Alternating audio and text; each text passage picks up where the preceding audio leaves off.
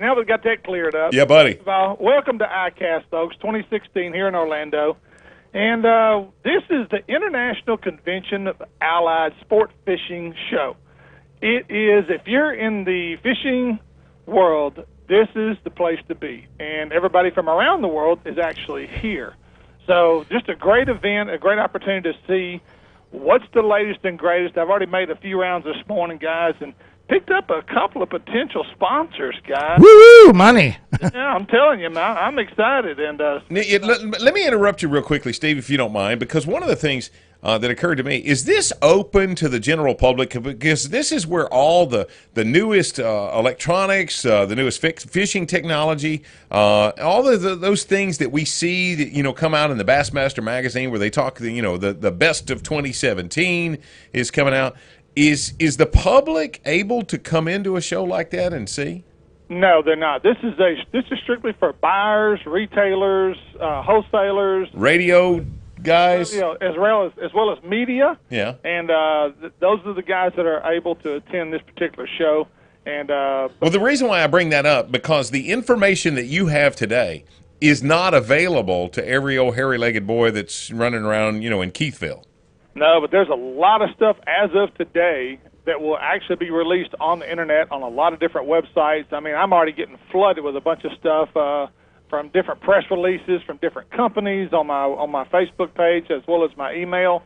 People are releasing information right now just by it's incredible how much information is going out right now. I saw Okay, none of that matters. None of that matters for us at Hook It Up and Tracking Down. Have you seen any bass bras? No, fish bras. Fish bras. Fish bras. Oh, okay. Fish bra? No. I've seen some broads that are wearing fish bras, probably. Okay. You got to Google. Okay, who's the most famous person you've seen down there so far? Well, yesterday I actually rubbed elbows and talked to Bill Dance. Visited with Bill for just a few minutes. Did you let him talk? I did let him talk. He was very cordial. Didn't know who I was, but he does now, doesn't he? Yeah. Yeah. So, now that we got the restraining order up. You guys are rough today. So sitting in with me as we speak right now, I have the one and only Charlie Evans. Hey, Charlie. What's going on, guys? How you doing? Better than I deserve, no doubt about it. Okay. That's the rumor on the street anyway. Yeah. He's doing better than he deserves. And speaking of Charlie, in the next segment, we're going to have Charlie on. We're going to talk about kind of the state of bass fishing today and kind of talk about some of the new products. He is the Teenage Mutant Ninja Turtle Pro on FLW Tour, and he's got a product in here he's going to talk about. We're going to talk about that later on in the next segment. And then later on in the show, I've got Randy Howell, who we've had on before. I realize that. What a great guy. And his wife, Robin. I'm going to have them both on at the same time. They're going to come in and sit in with us at 11:45. And then also today I have lined up the PR director for FLW, Joseph. John, hey, is it Opager? Close enough. That's close enough. So in other words, Charlie doesn't know either. That's right. The FLW Cup coming up, and what goes into deciding exactly what lakes and where they go each season. So, oh, wow. And then also, I've got an interview with the marketing director from T&H Marine. We're going to talk about a lot of the new products coming out with T&H. And so that's what I'm going to talk about today. Now, you guys talk about what you're going to talk about. Well, it sounds to me like we're going to kick back in about 12:45. Because I think you've used up all the segments. Wait a minute. Now we do have Kelly coming in. Kelly Wells. From the Shreveport-Bossier Sports Authority. Isn't that right? Yeah, that's right. Okay, and he's going to talk about the balloon rally that's coming up this weekend. And I told somebody that, and they said, on a hunt fish show? I said, no, we're an outdoor show. Yeah. And I was out mowing the grass this morning, saw 2 hot air balloons go over South Shreveport. Can you fish from one? What size trolling motor you put on the balloon? You're going to have to throw out the anchor. Okay. I knew you'd be there. Power poles on a hot air balloon. Yeah, buddy.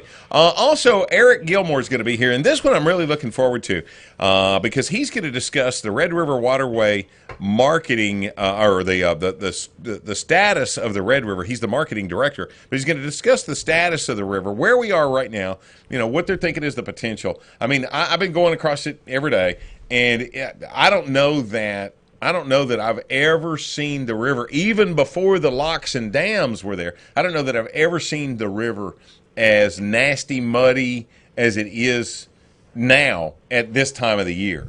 I mean, it's just ugly.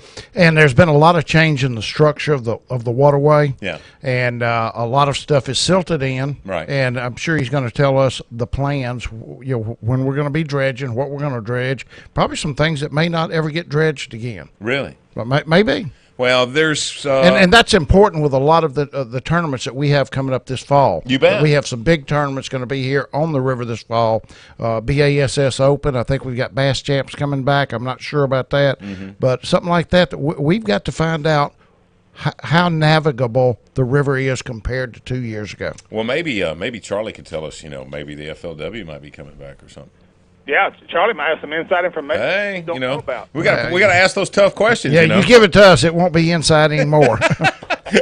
Charlie, you're going to be glad I'm leading the conversation. Let me just put it to you that way. Also got for you an update on what's going on down at Grand Ecore, the big project that they've had there. The flood really did a whole lot of damage and destruction, and it's going to be really cool to get to visit with Eric about that and what's coming up. We've also got for you, even though he's not going to be on the show, we got a fishing report for you from Lake Fork from Johnny Geis. That's a good report. It is a good report. I'm telling you, if you've been teetering on trying to decide whether or not you wanted to go fish Lake Fork, right now might be the time.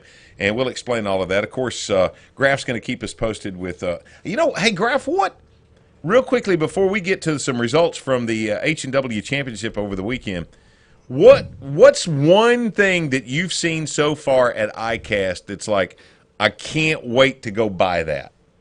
I just met them this morning. Matter of fact, they're called K2 Marine Deep Cycle Batteries. Guys, I picked this battery up, and I was like, you have got to be kidding. Charlie, have you seen them? Yeah. They're right outside the press room here. Check it out. Go check it out. I'm telling you guys, it's the same size as a regular battery, but when you pick it up, you're like, it's like the frame. I mean, it's like there's nothing there. Wow. And I was impressed, to say the least. And that's been one of the most impressive products that I have seen since I've been here. I saw a lot of stuff at the product showcase last night that, guys, you wonder how many ways and what can you do with a bait? What else is there to do with a bait? Well, I was really impressed with one of Scott Martin's concepts last night. Charlie, I don't know if you've seen this. He took what looks like a creature bait, like the beaver type bait, and he drilled holes in the sides of it and run skirts through both sides, which I guess gives it more bulk. And it's one of those simple-looking baits, and you're like, now why didn't I think of that? That's been my entire life. I've always everything. Exactly. Okay, we got more with Graf here in just a few. Well, I want to know one thing. Gary asked you, what have you seen that you can't run out to wait to go out and buy? I want to know, what have you seen down there that they're going to give you 3 of them? Take these home with you. Yeah. Only give away one, guys, when you go to these. Yeah, I guess we know who's going to get that. Okay, H&W had that big Speaking championship. of giving away, Yeah, buddy. golly, this weekend H&W Championship on Caddo Lake, a 2-day event sponsored by H&W Marine and Skeeter Boats. First place, no surprise. Wow. Just because they are having an incredible couple of years. Jeremy Botica and Ricky Lee, a 2-day total of 43.26 pounds. They had like 22 the first day, 21 the second. Very, very consistent. And they went home with $20,000 plus $180 from Skeeter Boat, for being the highest finishers in a Skeeter. Yeah. Second place went to Wayne Watson and Boyd Wolf. They had right on their heels, like less than a pound, 42.66, and they got $2,000. Joe Hood and Jerry Letterman, 40.45. They won $1,000. No telling what they would have done if they hadn't broke down at almost daylight the second morning. Yeah. Who knows? Cody Brazell, Ben Clements, 4th place, 39.66. 68. They had got $900, and then fifth place Ray Moore, Josh Danzy had 34 for $800. Now they had a B division also where they divided it up how you finished. Randy Draper and his son Brett Draper for 2 days had 22.7, won $1,000. No, that's not true. They won $5,000.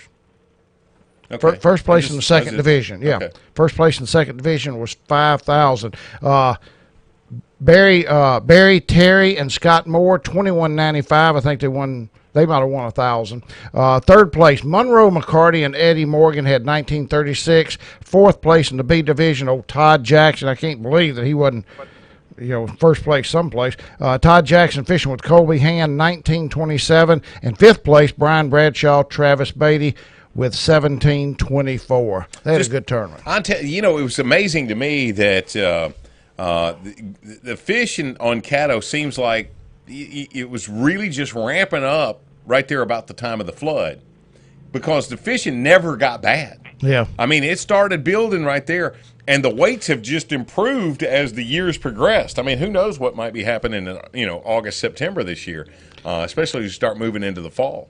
And on the negative side, but I'm going to bring this up because I want to lead into next week. Okay. I was up to weigh in, had a few dead fish. Yeah. You're going to have it. Yeah. That's just a lead into a segment that we're going to do next week, talking about the tournaments this time of year, the fish fatalities, and let's see what we can do to help. And also, we're not putting all the blame on the anglers either. Mm-hmm. So we're going to talk about that next week. But you know what? More than looking for blame, we're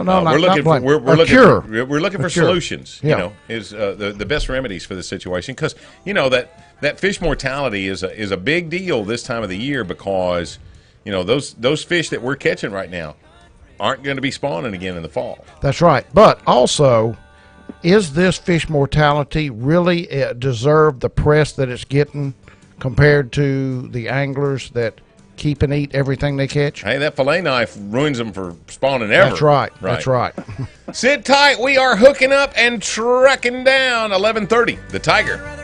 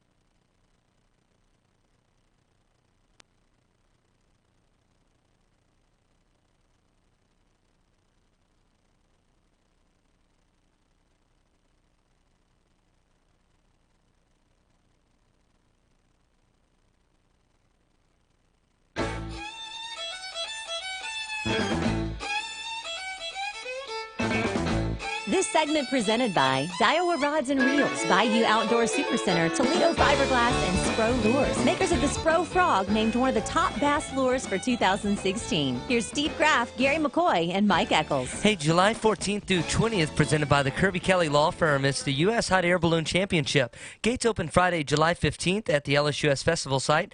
Music, balloon competitions, and fireworks. Fun for the entire family, so make plans now to attend this awesome event. Go to ShreveportBossierSports.com to learn more, to see the daily schedule of events. The Red River Balloon Rally, July 14th through the 20th. We'll see you there. Before we get back to Graff, who's live at ICAST right now, along with FLW Pro Charlie Evans, real quickly, the report from Johnny Geis this week on Lake Fork. He says we had a 32 bass trip this week and caught a bunch of quality-sized bass on each trip. There are more and more large bass bunching up on traditional deep water structure on Fork. He says the best depth range for him has been from 18 to 23 feet, and the afternoon bite is still better than the morning. We're doing the best on live brim, but we're also catching some quality bass on large flutter spoons and 4-inch swim baits. He says to look for the best feeding areas on long main lake points, road beds, pond dams, and under the water bridges. Finding the bait is the secret to finding biting fish, but the bait is usually balled up when you're on a school of biting bass. He says look for bait balls on structure and then look for bass near the bottom, and then you should be able to find the fish and catch those. Don't leave when you catch a few big ones, as most structure holes are loaded with large schools of big bass right now. Timing is critical, and you need to keep moving and checking your best structure until you find the hot bite. Most trips producing between 10 and 20 big old bass and a bunch of large white bass and a few large channel catfish. Catching 40 to 50 bluegills is fun as well. He says, I have several good days open still in July, plenty in August. If you want to catch a bunch of 5 to 7 pound bass, give him a call, 972-800-3882. That's 972-800-3882, or contact him at lakeforkbigfish.com or message him on his Facebook page, Johnny Geis Fishing Guide. He says the trips are a lot of fun for families and kids, and whether you're a novice or a pro, most customers enjoy catching big bass. He says, let's go catching. Okay, Graffies, who's live now at ICAST in Orlando. All right, welcome back, folks, and we're here at ICAST down here in Orlando, Florida, and I've got special guest FLW Pro Charlie Evans. Charlie, we're going to talk about a couple of things. The first thing I want to talk about is the product you brought in today that's important to the youth and the future of our fishing. Naturally, when I come to do a radio show, I bring you something to show everybody. Exactly. Well, yeah, everybody can see this. Yeah, something to show everybody. But before we get into that product exactly, I want to renegotiate my contract. Okay. I've been on the show several times. I really enjoy it, but I cannot afford to keep paying $100 every time I show up. I'd rather negotiate down to about $80 appearance, and I can pay $80. I'll see what I can do. Okay, all right. All the money goes to Gary and Mike anyway. So. Okay, all right. But what I am promoting and talking about is something very important for the youth of our country. As you know, I'm on the Teenage Mutant Ninja Turtle team from Nickelodeon and Kidcasters, and we're producing and showing this year at ICAST Show this beautiful telescopic tangle-free rod and reel with the turtles all over it. But the neat thing about it is tangle-free. It's telescopic. In other words, it's only 7 Which means inches long. there's no line guides. None at all. That the kids can get tangled up with. The line goes through the rod, straight out from the reel, straight through the rod. You don't see the line until it comes out the end. Right. It's absolutely foolproof. Right. For kids and for parents. Right. Well, that's important. It's very important. It's a closed-face reel. Closed-face reel. It's very simple to operate. Any kid can pick it up and make a successful cast the very first time. Right, right. So that's important. You know, we need to get kids outside with their families and get them in the outdoors, get them fishing. We want it to be something that's fun for them and not something that's a pain of having to untangle line all the time. Right, right. For and this kids is for and the parents. So, well, I noticed it includes Mike's age bracket, age 4 to 64. yeah. So Eccles qualifies for this rod and reel combo. Okay. Well, good. No upper limit. And That's it's good. available at most of your big box stores. I think at Walmart it's like $18.88, so very affordable. Right. It's something that will bring a ton of pleasure to kids and their families. Now, Charlie, you just mentioned something to me off the air that I was not aware of. A study by the University of Florida about spawning bass. Go into some detail about it, because I was shocked at what you told me. They came to the Bass Open tournament, Florida Fishing Game did, with the people at the University of Florida and told us about this 3-year study, very scientifically done they did, and had some things to tell all the anglers that fish the Southern Bass Opens there about it, and it opened my eyes. I've been in this business like you a long time, Right. But they told me some things that I could not believe. They did a study, and they had ponds that were closed to the public, where people could not fish in them unless they were instructed to, and so they set some ponds aside with no fishing, and some sides of the pond let people fish and try to catch every spawning fish they could catch. Right. And at the end of the study, then they drain the pond completely and count the number of offspring. Right. You see what the production was.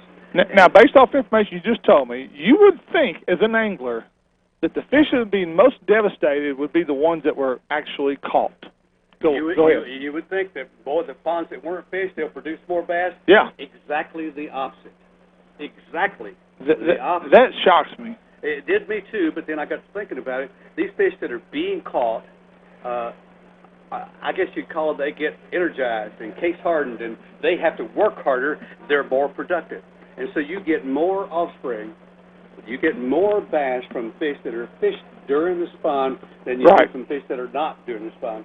So we have a lot of states that have closed seasons to Yeah. try to protect the spawn. And that's really, let's talk about that. Really, Arkansas, not Arkansas, but north of Arkansas, up in the northern states, that's their primary thought process, isn't it? Do not catch spawning fish. Exactly, and they think they're doing good when in reality they're actually They're hurting their fishery. And not only that, they're costing themselves billions of dollars of economic impact. Oh, exactly. Keeping people inside instead of outside fishing. Right. When fishing during the spawn is not detrimental. Matter of fact, it's a positive impact for the resource. Right.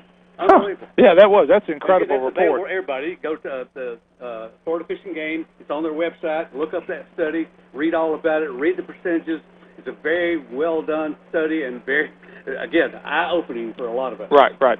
Charlie, a lot of I do a lot with high school bass fishing. I do seminars with certain high school teams all around Louisiana, East Texas, and the state of bass fishing today, as we know it, compared to when you were the MC for FLW Outdoors and all the FLW events, what changes have you seen in the last, say, 10 to 12 years, and where do you see this thing actually going? I was blessed to be a part of this idea, this initiative to get more kids involved in the outdoors and get them involved in fishing. When we had National Guard as a sponsor, which was one of the biggest sponsors ever in the history of sport, Right. They actually helped us finance and get started college fishing, and move college fishing from just a few colleges having teams till now To national level. all the way. Yeah. And we've got a lot of colleges now offering scholarships to anglers. Right. And from that, then working with our TBF affiliation, we opened up high school fishing teams, which is just has grown by leaps and bounds. Exponential, yeah. And so now we've got young men and women Yeah. of all economic status, of all races, of all everybody, that starting in high school, you can get Right. involved in quality programs to teach not just the techniques of fishing, but the ethics of fishing and the responsibilities for keeping our waters clean and protecting the resources. And again, being able to go to college on a fishing scholarship, can you imagine? Dude. I would never have gotten out. I'd stayed there forever. I'd have been a professional student.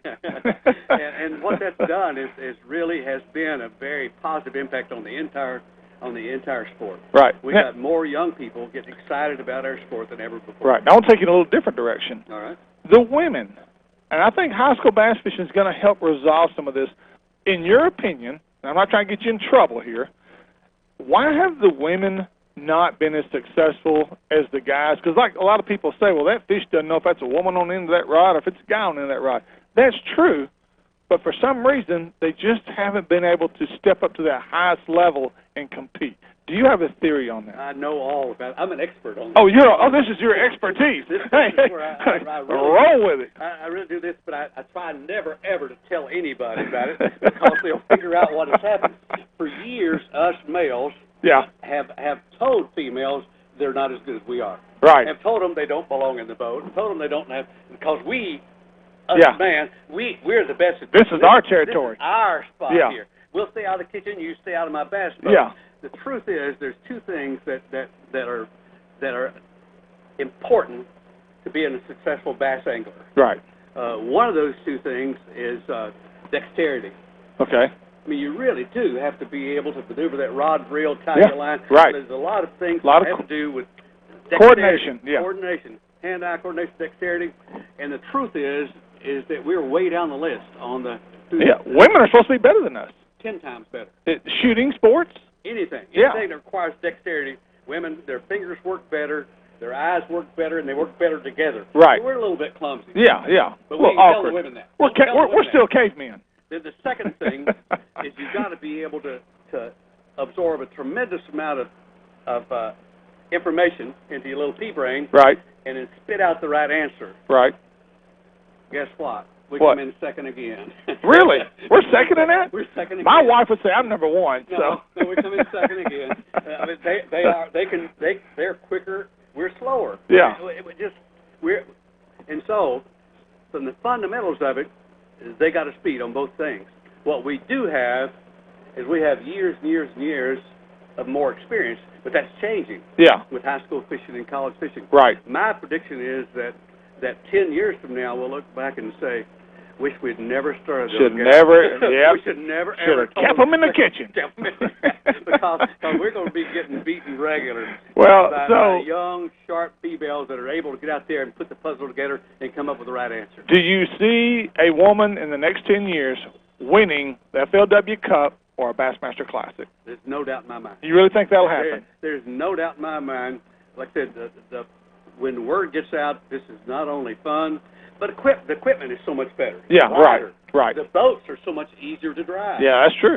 Garmin has auto guidance on it that routes Yeah. you a trail and tells you how far away you are from where you're going. And every woman needs that map system because they have no sense of direction, most We'll of draw them. the track. And then Evinrude has power steering now. The Evinrude G2. Oh, well, there you Power go. steering where it doesn't take it. You don't have to fight the boat anymore. I Right. mean, the It's equipment- setting up for women. Yes.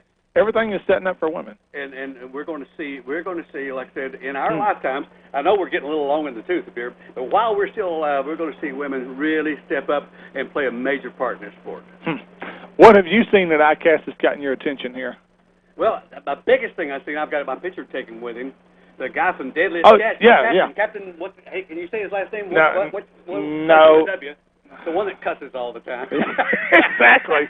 He's a neat guy. I got to talk to him, take my picture with him, but that was fun. But every year at ICAST, I'm like you. I keep thinking, what can they dream up next? Oh, I'm telling you. And this sport has got some really intelligent people involved in it that keep coming up with stuff that helps us produce Right. and have more fun and be more effective out on the water, catch more fish. Yeah. That's what it's all about.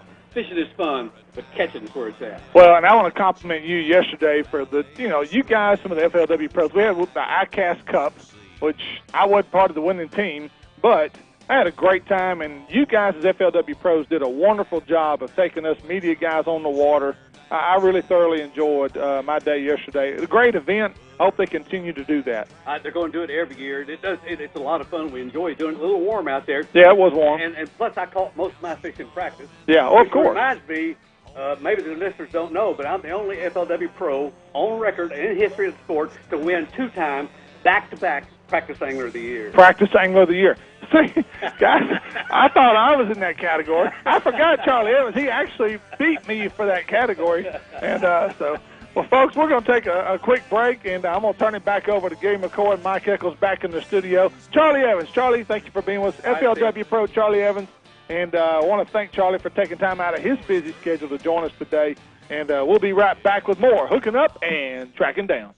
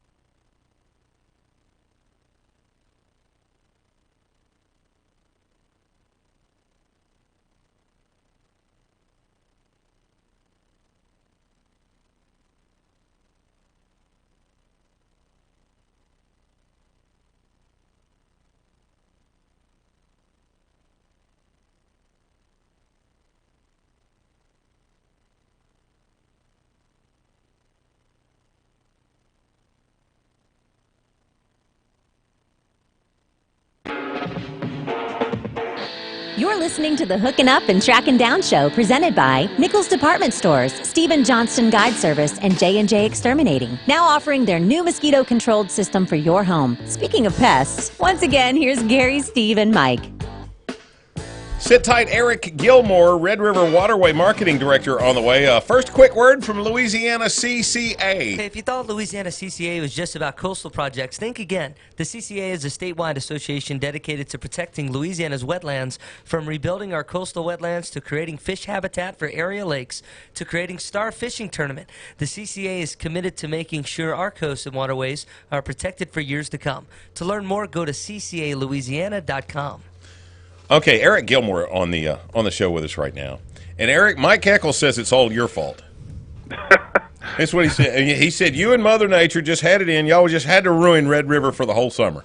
Well, I'll just say I've only been here 2 months, so I think I've kind of fixed things. That is no excuse. No, I did not say that, Eric. No. We are so happy to be involved with the Red River Waterway Commission, and happy to have you here today to explain what's going on after the flood and what are we going to do about it. Well, I appreciate the opportunity to be here, and we're doing everything we can to get back to normal. Obviously, no one can control the weather. We wish we could, but Has normal changed for us? What was normal before the flood will possibly never be normal again? Rivers they're living organisms, so it's always changing. Now, we don't have we're trying to gather all the information to see where we go from here. So there is a study that's going on that's evaluating the whole river, so that'll give us some information, and they're going to finish part of that now, and then in the fall, once all the trees get down, they're going to be able to come in with the LIDAR and really get a full, accurate picture of what the river looks like after these two events. Well, let's do it this way, Eric. Tell us what you know, or you can tell us about Pool 4 and 5. What happened? What are we doing right now? And what's in the future to get things back together? Let's start with what happened. Well, 2015 we had, everyone's aware of the crazy floods we had up there, and then this March, the Colonel Cross from the Army Corps came in this spring, and the March rains, that was a 1,000-year rain event. Wow. Is what he told us at a State of the Red. They had to go back and redo all the charts to see. It wasn't even off. It was completely off the charts to get that kind of rain. So that was a 1,000-year rain event. I don't know that you can do anything to prepare for something like that. So, and coming back off the floods we had from the year before, it just put us back into a situation of, what do we do now? And working with our industry partners, all the folks in the area, it's been we're able to come back. All of our recreation areas are open now, except for the Levee Park in Alexandria, which they're working on cleaning it up, getting it ready to go. So, the river's open.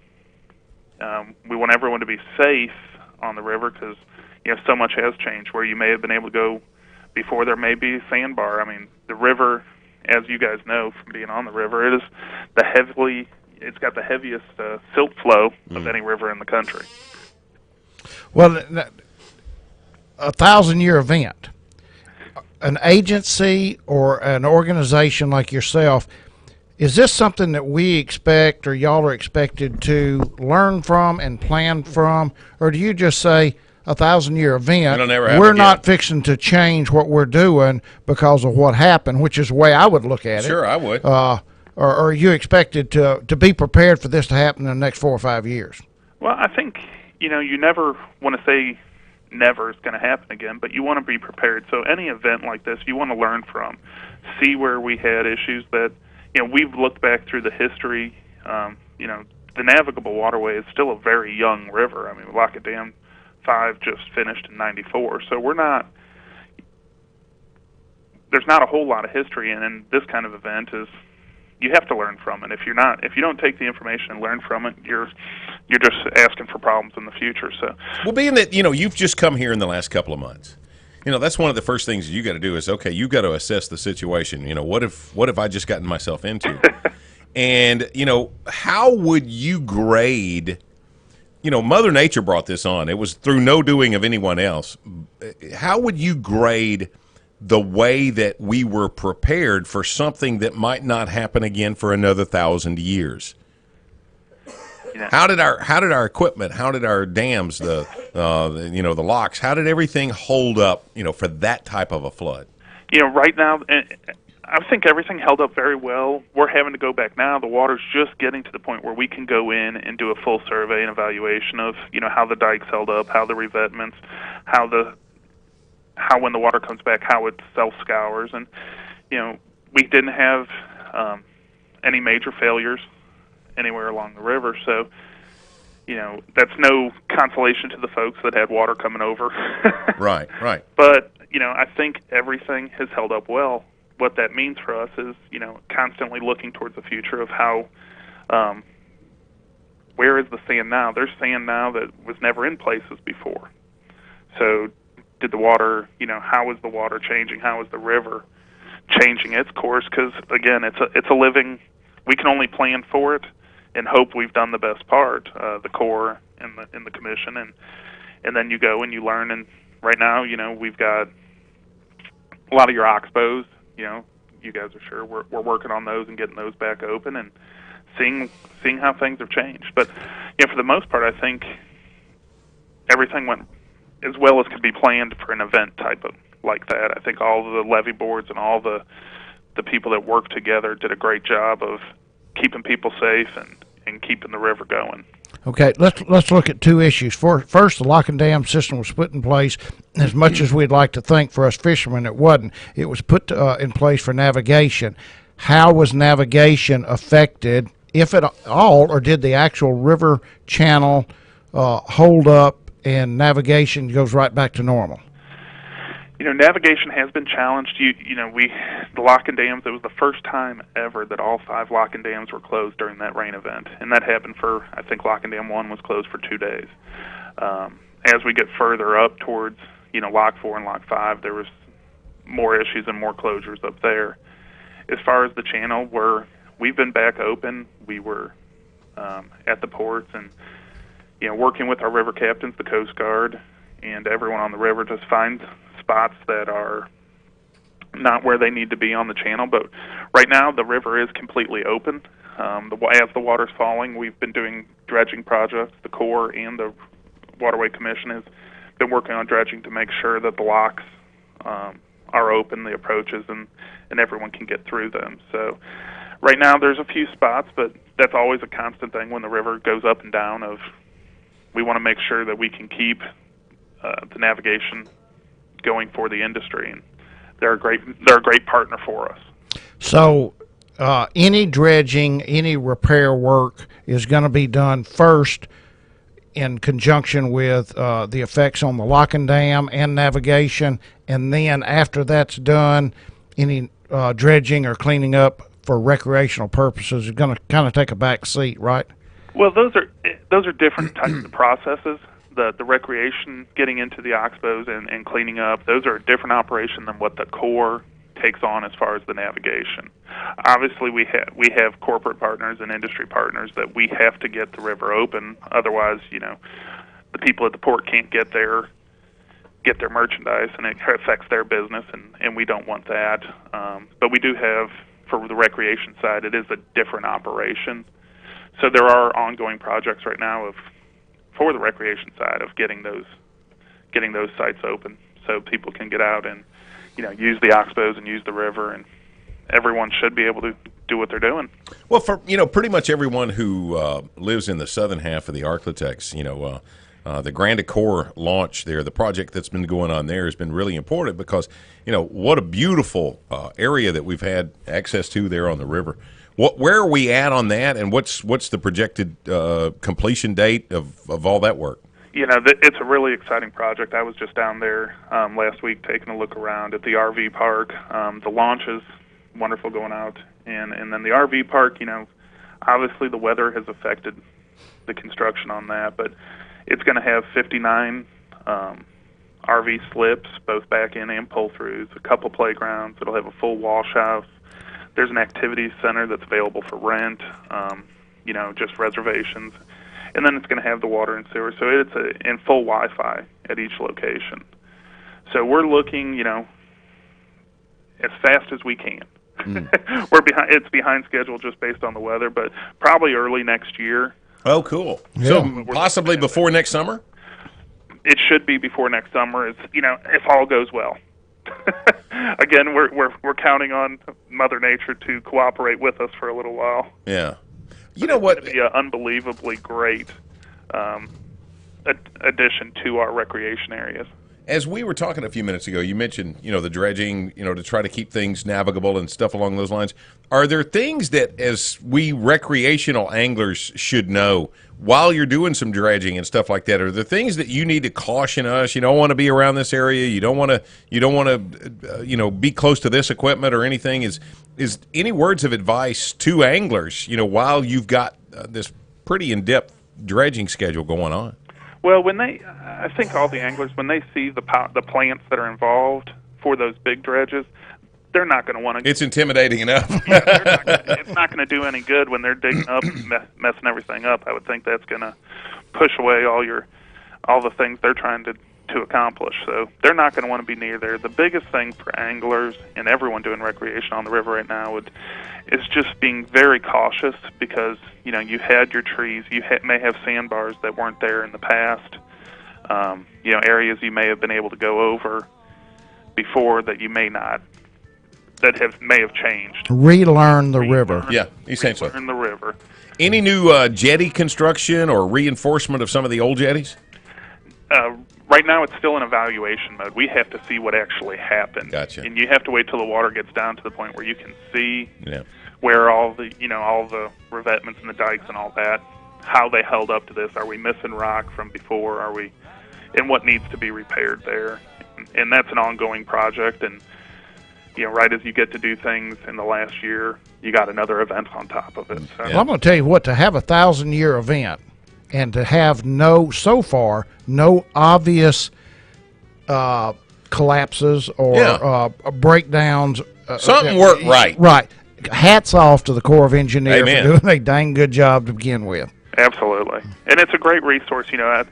We hate to have to close, any of the launches or the recreation areas, and we get calls, from the folks wanting to get back on there because the fishing's good when the water's high, but it's all safety issues for us of using the launches. When you have times with 100,000 cubic feet per second going down the river, you need to be able to. That's not an easy situation to navigate even for a experienced angler. So. Well, Eric, thank you so much for hanging out with us, and I hope that we can depend on you to keep us posted as things start to heat up. Maybe you get the results of the studies that are going on, and just keep us apprised of one of our most precious waterways that we've got in North Louisiana. Absolutely, I will do that. Thank you for having me on. Thank you, brother. Eric Gilmore, Red River Waterway Marketing Director, and it sounds like they pretty well got it all in hand. Hey, I look not to have any setbacks in the upcoming events that we have scheduled on the river. What are you thinking for the fall? You think we'll be good to go? I think we will. Good deal. I think the anglers are going to come in and say, whoops, I fished here 3 years ago. What happened? Yeah, you better do a little more pre-fishing this time. Do some homework. Hey, sit tight. Steve Graff is right there at the ICAST in Orlando, Florida. Looking at all the new technology, all of the innovations that have come to the fishing industry, and he's going to speak with one of the Daiwa pros about some new stuff that they've got there. That's next. Hook it up and track it down. 11:30. The Tiger.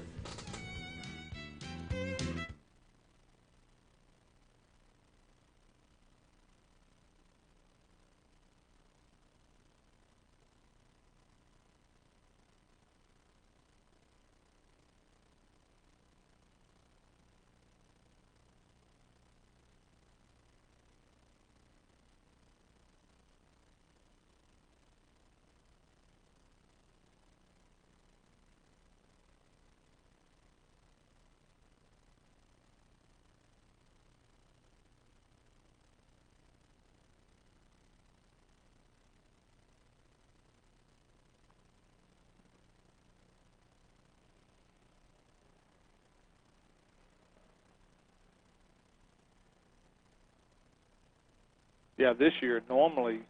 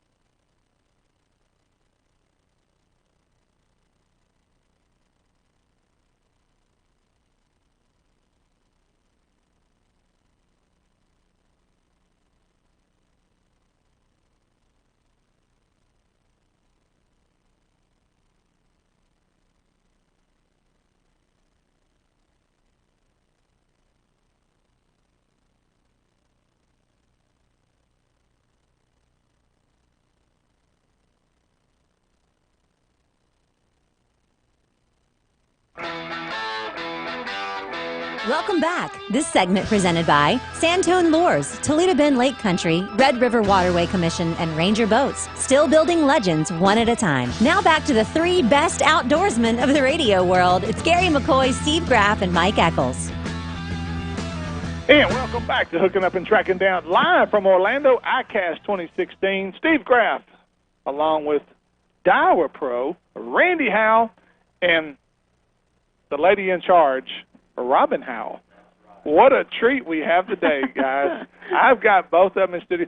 So, Robin, if you've got any dirt on Randy, now is the time to let all of our listeners know what that dirt is. Oh, I've got some. So I'm sure you do. One sweet little tidbit.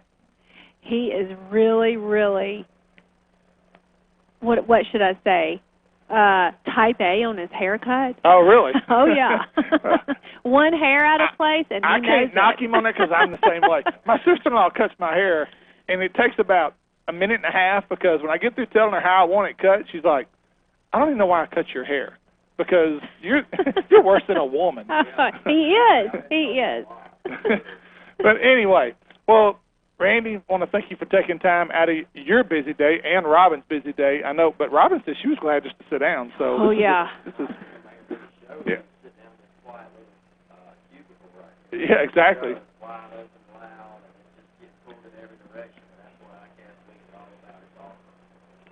It is wide open here, and of course, you get to see so many of the latest and greatest, the new technology, new baits, new tackle, whatever it is that's new is coming out. You know, as an angler on the level you fish, as a professional, is there something out there that you just like, man, why didn't I think of that? Or, you know, is there something out there that's caught your eye at the show? Well, you know, all the time, you know, better products, better technology, every year that happens.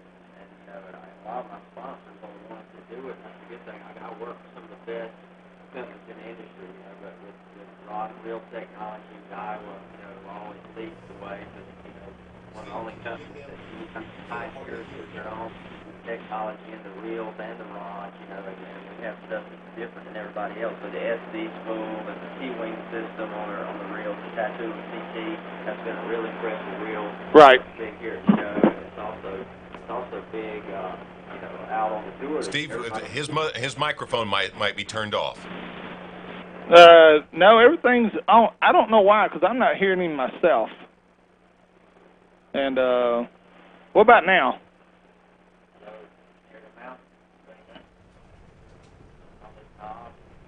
I don't know. I mean, I've got everything turned up as loud as I can turn it. How about now? Gary? No, sir. It sounds like it's echoing like it's working now. I don't know. Just give him yours. Okay. I don't know why. Give him mine. Yeah, let's try the one Becky used. Yeah. I don't know why. Yeah, we use Robin's. Yeah, Oh, okay. There we go. I can even hear him now. I'll just sit right beside her, and we can work back and forth with it real easily. I don't know what's wrong with that one there. Should be working. But anyway. But yeah, all the new products here, you know, every year we get to see all the new stuff before it gets out. A lot of the stuff, it's cool because I'm fishing with it and helping design it before it ever shows up here. So it's cool sometimes to to see your kind of like your baby get born here at ICAST, as right. a way of saying it, you Right. know. But the Daiwa technology with their reels, the T-wing system that you know is exclusive just for Daiwa. Daiwa pioneers the new innovations in bait cast and spinning reels all the time, and so that's a great thing. We got a lot of good stuff out here with those guys. And Livingston, my hard bait company, man, I've worked extensively with those guys day in and day out on designing lures and trying to make stuff that is somebody else doesn't have, but having that sound technology in the bait that we've got a new frog here, really exciting, that's got a the EBS sound in it of a frog. Right. And so it's the only frog that's going to talk like a frog and not Is just that walk like a frog. Hard bait or a soft bait? It's a frog. It's a soft bait, a regular frog like everybody else's frog, but it's got sound. But it's got sound in it, and it's really cool. So that's a new thing there, and with technology. So just seeing the stuff, man, we're even working here, with at the Daiwa booth, with the engineers on a whole signature series of rods that we'll have, coming out probably the first of the year, maybe by the Classic launching. That'll be all us pros, on the team having rods. That's on his end. If one of his specific stuff like that, so it'll be great. Right.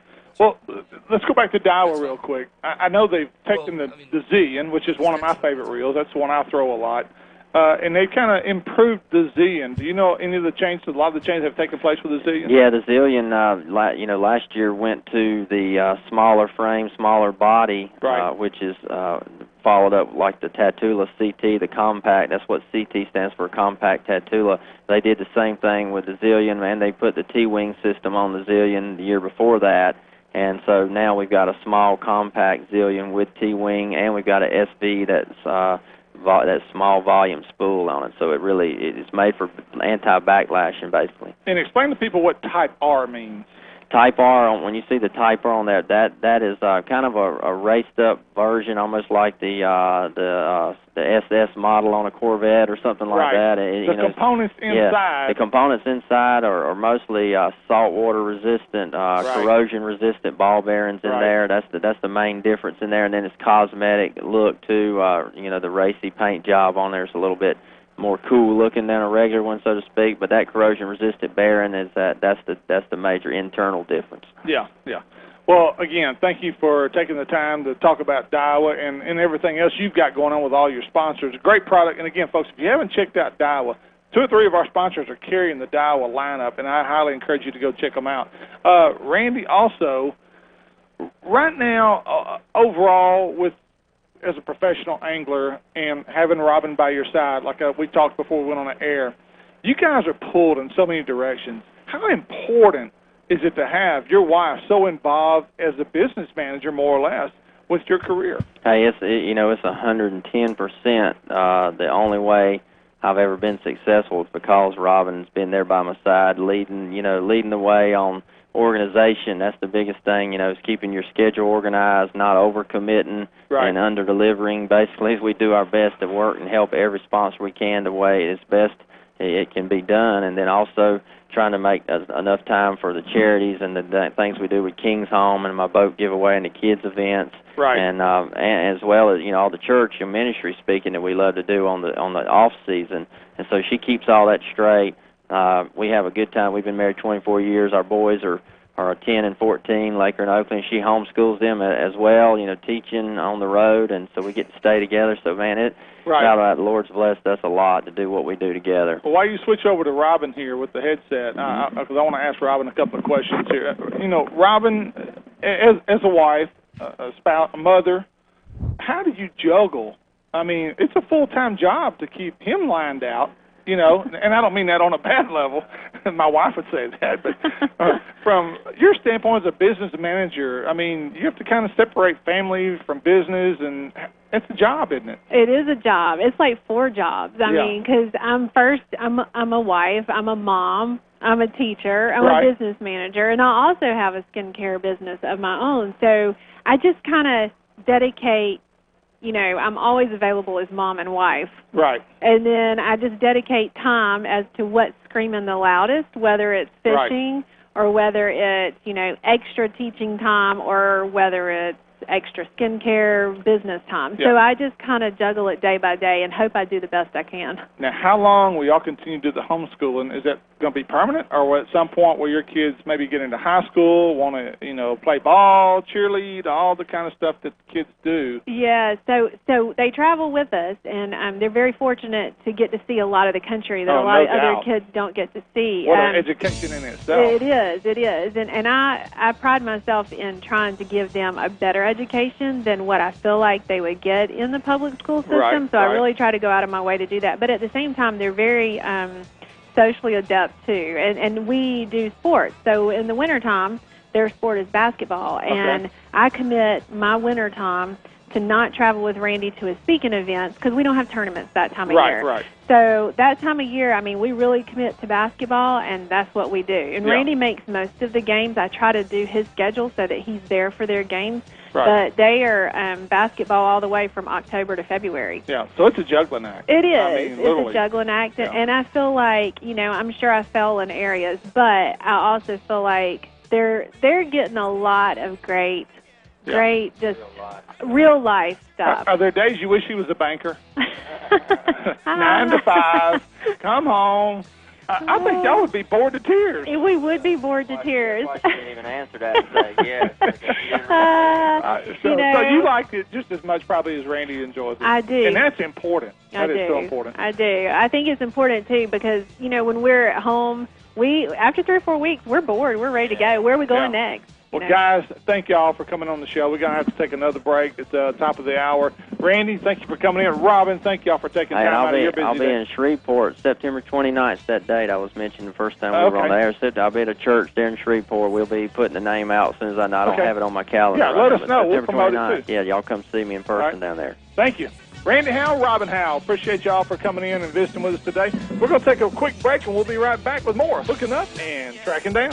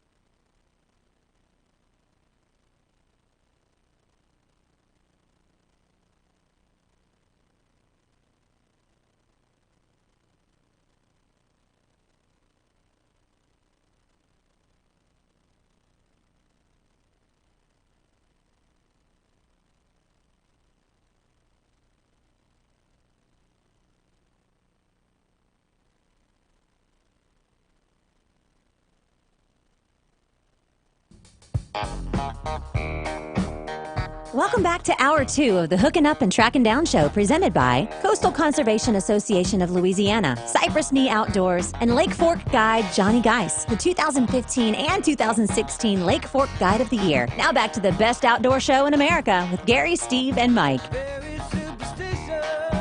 And welcome back to ICAST 2016 here in Orlando, Florida. I'm Daiwa Pro staffer Steve Graff. Gary McCoy and Mike Eccles are back in studio, and they'll be coming to you again with the next segment. We've got Kelly Wells coming on the next segment, talk about the Red River Balloon Rally. With me right now, though, we've got a special treat, FLW PR Director Joseph Opager. Pretty Opager. good. Yeah. Okay, this is short A instead of a long A.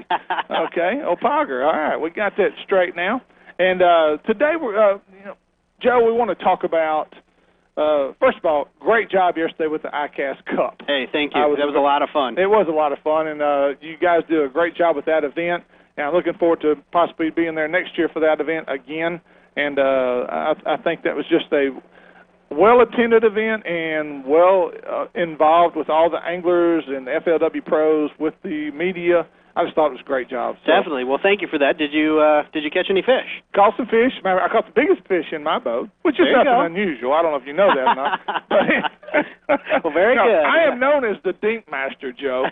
So that's my nickname. But anyway, we had a good time. Again, great job by all the guys with FLW for putting on that event. Thank you.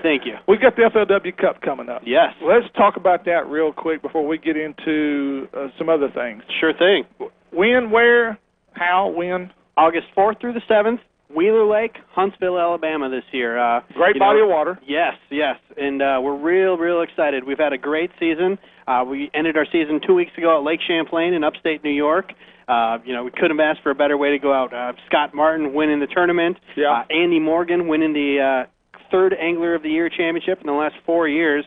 That's pretty remarkable. And, it's been a really good season for us, and we're definitely really excited to have the Cup next month. Question, with it being Lake Wheeler, that's a chain of lakes. Yes. Wilson, Pickwick, can those guys lock through either way, or can they strictly limited to Wheeler? They are strictly limited to Wheeler in this event, yeah. Okay. Yeah, it's a different dynamic. Definitely, and it's the dog days of summer, Early August, it's going to be hot, it's going to be tough. Right. But that's where we like to do our championship. Nobody can win the Forest Wood Cup getting lucky for a day or two or stumbling upon the dog days of summer. Yep, you really got to know what you're doing. So it's the best of the best in the world, and we're pumped for early August. I know you've been hit with this question several times, and let's talk about it again. Why August for FLW? Why not in a cooler month? I know y'all have your reasons. Sure. Well, there's a lot of them. First being, we enjoy the tough tournaments. It's easy to go out in the Lake Okeechobee in February.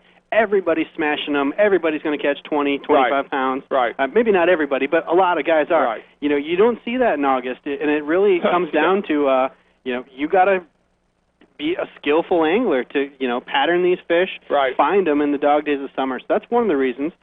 Two, it's kind of just right before everybody's going back to school. We kind of try to make it a end of summer vacation fest. Exactly. destination. We've got families that have been coming to the Cup for the last 10, 15 years. So now, does that figure into your strategy when you decide where the Cup is going to be? Is it a good tourist area? I mean, does that factor in? Absolutely. It does. So many factors go into choosing where we go. Right. Bill Taylor, FLW's lead tournament director, we're announcing the schedule tomorrow for 2017. He's been working on it for months now, and there's just so many factors. It's got to be a great bass fishing community. It's got to be something that where bass fishing is embraced, and the people are going to come out to the show and the expo and help us make a television show. So exactly. It's got to have facilities that can handle a weekend expo where thousands of fans are going to be coming through, and it's got to be a facility that can handle that all that, the parking, the traffic, all of that. It's also got to be a good enough fishery to be able to sustain, a 60-boat field.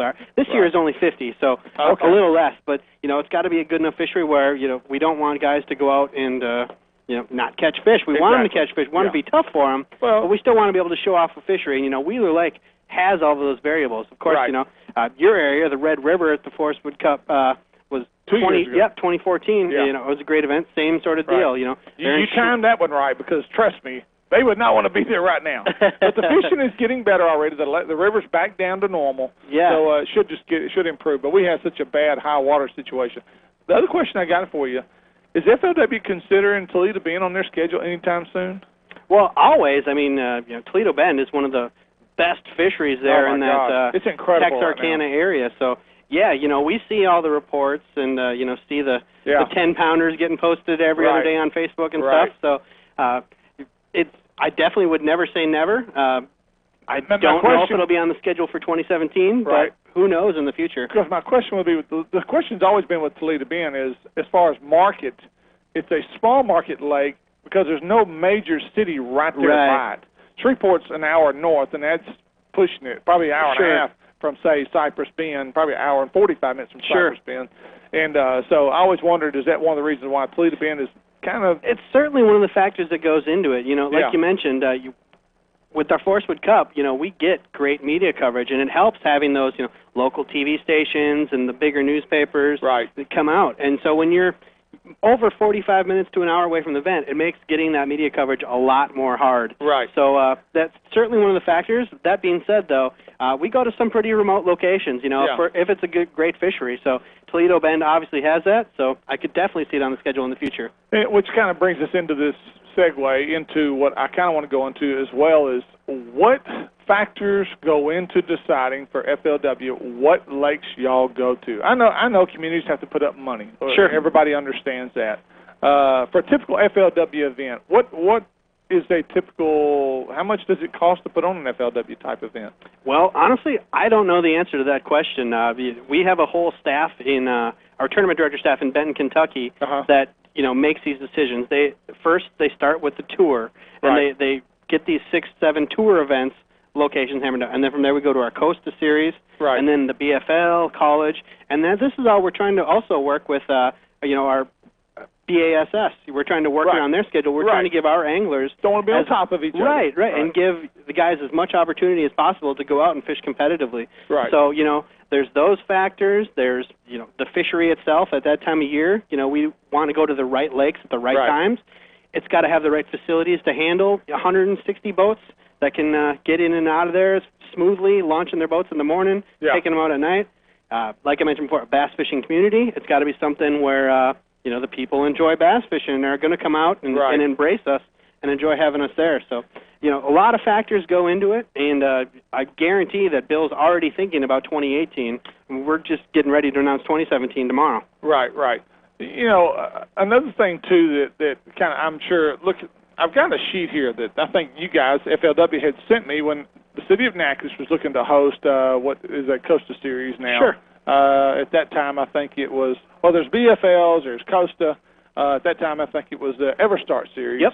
And just looking at some of the expenditures and accommodations, and, I mean, accommodations are very important because you're planning on bringing a crowd in there. Absolutely. For those Costa Series events, I mean, we average 350 anglers per event. Now, that's pros and co-anglers. Right. But all 350 of those guys need a bed to sleep in. Exactly. And they need to eat and buy gas. So when they come to town, and that's not even including the FLW staff that puts on the tournaments and runs them. So, yeah, when FLW comes to town, there's a huge economic impact, and that's one of the main draws of the FLW Tournament Series. Is there anything that you can reveal to us today, down the road, something the FLW may be thinking about doing that, something a little different, kind of like the Ultimate Match Fishing type format, or the, Major League Fishing type format, which is kind of really caught on big. Definitely. A lot of people, the fans, love that concept. Absolutely. Is there anything FLW may be working on in that direction? Well, we have the internal discussions all the time. Obviously, we're fans of the sport as well. We see Major League Fishing. Yeah. What they're doing really revolutionized and opened some eyes a bit. It's working. Yeah, and now you see the Bassmaster Elite Series going to that with their classic bracket. It's the same sort of deal as catching fish throughout the day. So definitely never say never. This year we kind of added 2 more invitational events. And that was one of the big changes for this year. We added a couple more events. No more co-anglers are fishing at the Cup this year. This Forest Wood Cup next month is going to be the first ever FLW Tour event that doesn't have co-anglers. And that's just, listening to the pro anglers who wanted a championship event without having to worry about the guy in the back of the boat as well. Something on the equivalent level of, let's just be honest, the Classic. Exactly. Yeah. Yep, so, we're always... Now, are you going to do something for those co-anglers? Of course, the All-American, they have the All-American. Absolutely. All-American as well as our Costa Series Championship, still co-anglers there. Okay. And this year also, because the co-anglers weren't fishing in the Forest Wood Cup, we expanded the Angler of the Year payouts to co-anglers down to the top 10 this year. In the past, it had been the winner would receive a new Ranger boat, and second place got a handshake, and way to go. But this year we expanded the payouts down to the top 10. I don't have them in front of me, so I don't know. But I know that if you finish in the top 10 the standings, you got a nice chunk of change, and you also get priority invitation into those invitationals this fall. Those 2 new events. Those events are also going to be no co-angler events. However, the co-anglers that did well on the FLW Tour this year get an invite into that event to compete as a boater if they choose to do so. Okay, so FLW is committed to taking basically the co-anglers out of the boat down the road. Is that correct? No, that is absolutely not correct. Okay, co-anglers, so that's what people are hearing out there. Right. That's one of the big rumors that is out there. We hear it a lot. I hope it wasn't true. So no, it's absolutely not true. FLW caters to the everyman angler, and the co-anglers are really the lifeblood of the sport. They're the guys that are going to buy the boats, buy the tackle, so they're our main customers. So co-anglers are absolutely not going anywhere at any circuit of FLW. It's just going to be, certain special one-off events, such as the Forest Wood Cup. These invitationals are a great way to let us try the no co-angler aspect of it. But we still have to go out and find 105 marshals to sit in the boat and uphold the integrity of the tournament. Of the sport, but overall, co-anglers are here to stay at FLW. They're not going anywhere. Okay, well, good deal. I know I fished as a co-angler in 04, I think, and absolutely, honestly, and I'll tell people this that have asked me, probably the most fun fishing I had as an angler. Now, I fished the pro side of FLW, the Costa Series, and the BFL, but to fish as a co-angler out of the back of the boat with some of the best in the business, I really hope that concept doesn't go away, because I'm telling you, it wasn't so much how much I benefited knowledge-wise, it's just that experience with that level of angler that you appreciate. Absolutely. And I really hope that FLW wasn't going to eliminate that, because I think it's so important. And it's kind of been a feeder program for FLW guys to go to the Costas, try to become better anglers, and make it to the elite level. Absolutely. I mean, we see it every year as some co-anglers move to the pro side of the ranks and start moving up. The guys that have done really good over the years as a co-angler, the Matt Aries, Scott Martin, Stetson Blaylock, all these guys started as Matt Herons. Exactly. Yeah. And now here they are, they fish for a couple of years, they learn out of the back of the boat, get that experience, and then move to the front, and you see what a difference it makes instead of the guys that just jump right in and think they're ready to go. So I always call it the best guide trip that you could ever buy. I mean, you plunk down your entry fee, you're guaranteed two 8-hour days on the water with one of the best anglers in the world, and you get to see how they do things. It's really cool. I tell high school and college kids today, if you're looking to get better as an angler, I highly encourage you to go fish the FLW Tour as a co-angler or the Costa Series as a co-angler. Even the BFL, even the local BFL. Oh, yeah, there's some pretty good sticks in the BFL level. Absolutely. I fish against them. I know them. I know who they are. You're going to learn on your local lakes how to catch fish, and it's a great experience. Well, Joe, Joe Poggert with the FLW, he's the Director of Public Relations there with FLW. Joe, thank you for coming in today. Hey, thank you so much for having me. We appreciate your time. We hope everybody comes up to see us in Huntsville next month at the Forest Wood Cup. All right, looking forward to it. Thank you. Folks, we're going to take a quick break, and Gary and Mike are going to come back with Kelly Wells when we return with more Hooking Up and Tracking Down on 1130 The Tiger.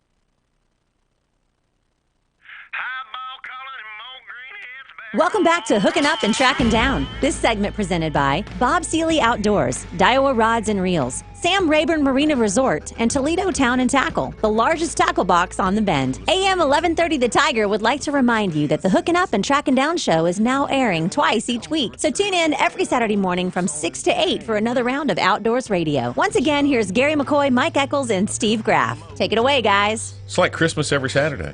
Twice as much Mike Eccles. That could cause somebody to sell their radio. Hey, if you're looking for high-quality rods and reels, make sure you take the time to look at everything Daiwa has to offer. Popular models like the Steez, the Zillion, and their latest series, the Tatula. Quality, innovation, and durability makes the entire Daiwa lineup hard to beat. With so many models to choose from, Daiwa is sure to have a combo that fits your budget. Go to Daiwa.com to learn more, or check them out at Bayou Outdoors Supercenter, Cypress Knee Outdoors, and there's another location. But we've got one other place. Hang on.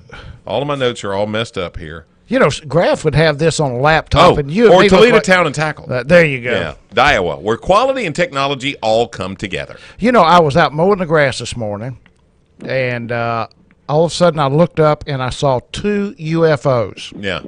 2 unidentified flying objects floating over my house. Yeah. What were they? Kelly Wells from Shreveport Bossier Convention and Tourist Bureau. What's going on? Well, I'm not sure if they were UFOs or not, but we've got some hot air balloons flying over. And I heard a couple different stories. Somebody was out mowing their yard and thought somebody was moving their trash cans, and they looked up and a hot air balloon was flying over them. So it's exciting. Well, now listen, you've got a big rally. Is this a 1-day, 2-day, 3-day event or what? Well, the Red River Balloon Rally is Friday and Saturday out at LSUS from 4 to 11, and then the U.S. Hot Air Balloon Championships, and this is their 50th anniversary. Today was a practice flight. Tomorrow through next Wednesday, July the 20th, the top hot air balloons in the country will be competing every morning, bright and early from about 6:45 to 8:45, using the Shreveport Bossier area as their competitive venue. So this is this a race? Yeah. Yeah.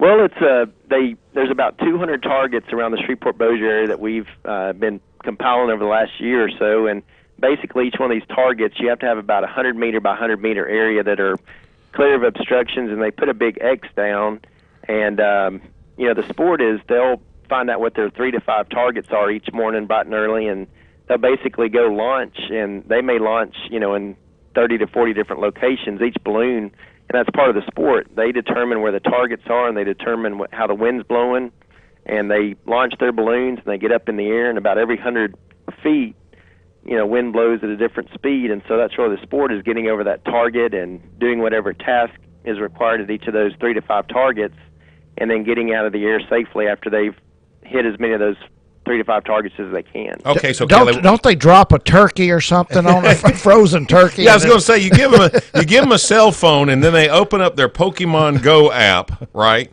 Well, Mike told me the other day he didn't think that he would get up in one, but I saw one flying pretty close down low to one of the, I guess it was a Red River, and I thought it looked like Mike up there with the rod and reel.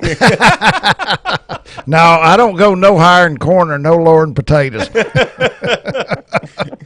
So, what all is involved in the event? I know they have the balloon races, Kelly, but don't they have isn't there a contest on the prettiest balloon, the biggest? What all's involved?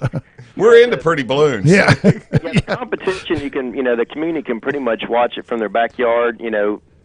Based on what meteorologists have told me this morning, the next few days the winds can be blowing from the south to the north. So where they were flying this morning is more than likely going to be a similar area. They may have different targets, but it'll probably be south to north, that Uri, the Interstate 49. But the Red River Balloon Rally, we're bringing back from the 90s and pairing it with the U.S. Nationals. But that's really the opportunity where the public can come out to LSUS, from 4 to 11, Friday and Saturday night. We're pairing with the Hot Air Balloon Glow, which will take place at dusk, I believe around 8:45 Friday and Saturday night. We've got about 15 to 20 food vendors that will be out.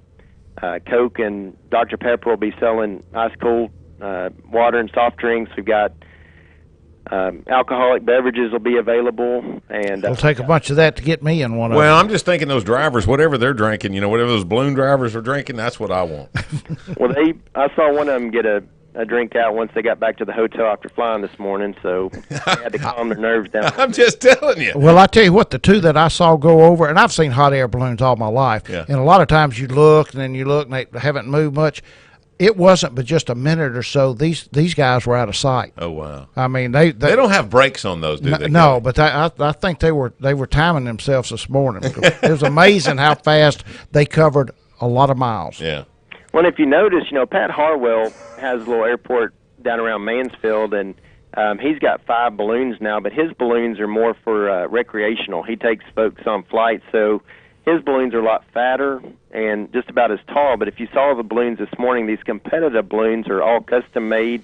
You've got world champions, U.S. champions that are competing this week, but you'll notice that they're a lot more nimble. They're a lot narrower and taller, and you'll see them go up and down, pretty rapidly. And what they're doing is, from like this morning at land level, wind speed was about 6 miles an hour. Once you got up to about 1,500 feet, it was going about 25 miles an hour.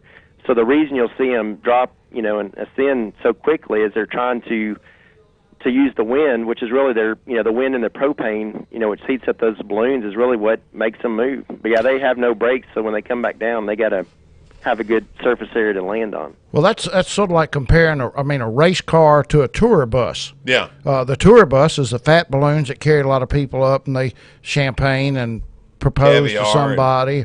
And but these are race balloons, so they're obviously built different. Oh yeah, and it's an amazing. The more I learn about it, I didn't know a whole lot about hot air ballooning until about a year ago when we got in the business with the Balloon Federation of America. But they truly are athletes. Each one of these guys have to have an FAA pilot's license, and each one of these aircraft costs anywhere from $30,000 to $150,000, and they have about 300 hours of life in each one of these. So. Okay, so you've got this in the works, and it's this Friday, Saturday, 4 to 11. Is that correct?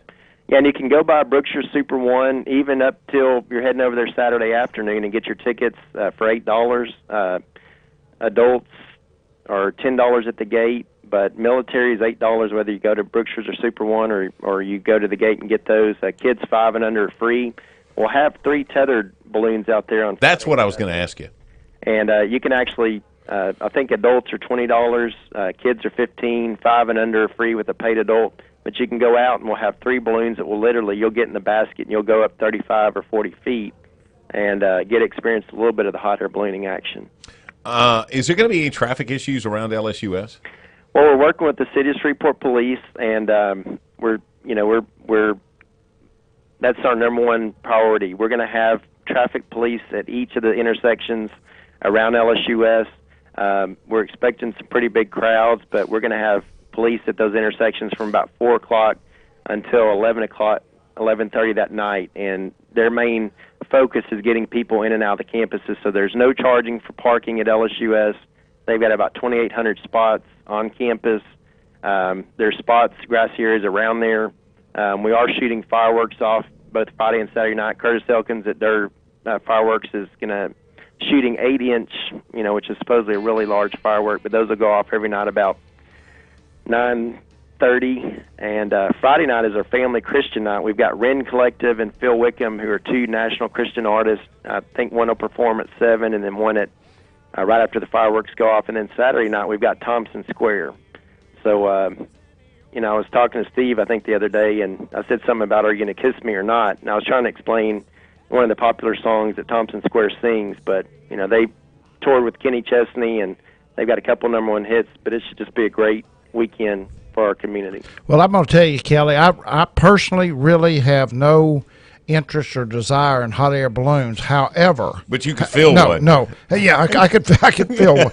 However, I have been up in Colorado to the Balloon Glow one time up there, and I may take my grandkids or something Saturday night out because that is really awesome to see. That impressive. That fire. And, I mean, it is an incredible thing to watch, and I urge people to take the family out Friday or Saturday night and go out there and see it, because even if you're not interested in riding, it is a great family event. Kelly Wells, where can someone go if they want to get maybe a little information about this before they get there?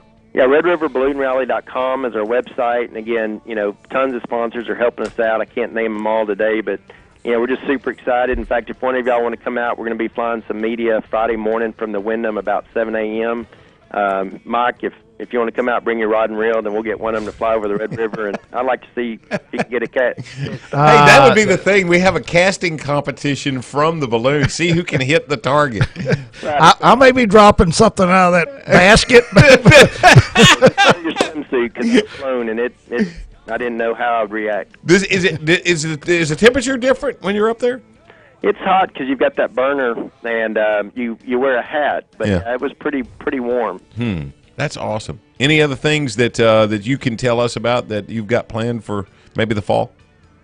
We've got Powerboat Nationals coming Labor Day weekend. We've got another NBA game coming up in October. We've got men's college basketball coming up in December. We've got some great fishing coming up with the Fishers of Men, and no rest for the weary, huh? Open, and it's just exciting. Fantastic. I hope you'll come back on and keep us abreast of what's going on with that stuff as well. I'd love to, and I hope to see you guys out this weekend.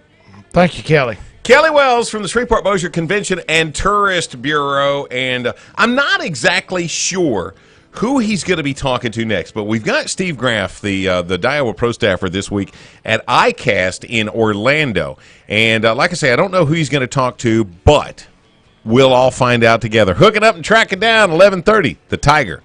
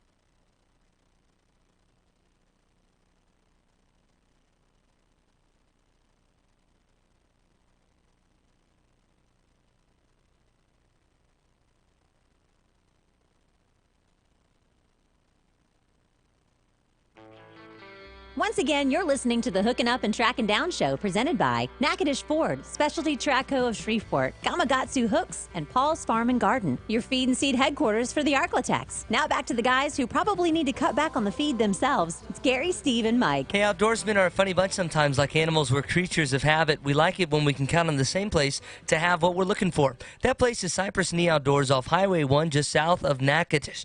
Hunting and fishing supplies with a huge selection of guns and ammo. So make that short drive down I-49 and take exit 127 and let John Abraham and his knowledgeable staff at Cypress Knee Outdoors show you that they're not just another tackle store. Go to CypressKneeOutdoors.com to learn more. Natchitoches. And well, hey, look, when you're pressing every single button, I was amazed that was the only place you messed up. So, you know, Tom Water got it going in there. He does. I'll take that. well, I tell you, Proud of our boy there. Okay, did you find somebody to talk to, Steve Graff? He is at ICAST in Orlando. well, my guy has not showed up yet, T&H Marine. So kind of what I want to do this segment, I guess, unless you guys have some questions for me, unless they're personal, then we won't talk about that. But if you just have some fishing questions, then I'm open to them. But I can go over some product real quick, just kind of give you an idea. A company we're all really familiar with, guys, Bill Lewis. They have come out with a topwater bait. It's called the Stutter Step.